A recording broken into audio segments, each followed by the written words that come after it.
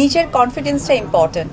আমি তাদের থেকে নিশ্চয়ই বুদ্ধিমান, আর নেগেটিভিটি আমার কখনোই আমার গায়ে আসে না। উনি এখন এত বড় মাপের একজন অভিনেতা, তাকে নিয়ে আসলে এই মুহূর্তে আমি অপবিশ্বাস নিজেও এত কাজ করার পরেও সে যোগ্যতা রাখি না তাকে নিয়ে মন্তব্য করার।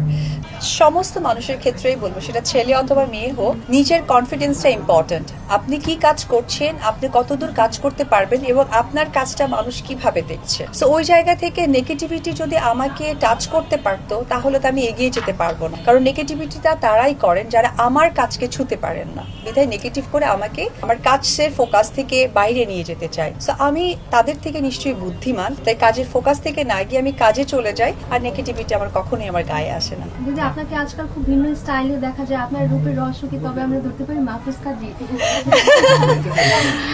অলরেডি মাহফুজ কাদরি সকলের শত্রুর তালিকায় পড়ে গিয়েছে, কারণ এটা আমি মনে করি তার দিদি হিসেবে যে একটা মানুষ ভালো কাজ করলেই শত্রুতা বাড়ে। যেমন আমার বাড়িতে আমার মেক সার্ভেন্ট আছে, আপনারা কেউই তাকে চেনেন না, তাকে নিয়ে কেউই গসিপ করবেন না। গসিপ তো তাকে নিয়েই করবেন যে ভালো কিছু করে, যেমনটা আমাকে নিয়ে হয়। সো আগেও অনেক কাজ করেছে, হয়তো অতটা ফোকাসে আসেনি, এখন ফোকাসে আসছে বিধায় নিন্দার চর্চিত হচ্ছে। But seriously I am so happy Mahfuz কাদরিকে পেয়ে, যে ডে বাই ডে আমাকে চেঞ্জ করতে সে সহযোগিতা করছে। আপনাকে এবং ভাইয়াকে আমরা আবার বড় পর্দায় কবে দেখছি?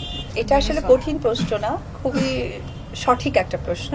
এটার জন্য তো আসলে একটা প্রতিষ্ঠান দরকার, অর্থাৎ প্রযোজনের প্রতিষ্ঠান দরকার, গল্প দরকার, চিন্তা ভাবনা দরকার। এই সব কিছু মিলে যেহেতু উনি এখন এত বড় মাপের একজন অভিনেতা, তাকে নিয়ে আসলে এই মুহূর্তে আমি অপবিশ্বাস নিজেও এত কাজ করার পরেও সে যোগ্যতা রাখি না তাকে নিয়ে মন্তব্য করার।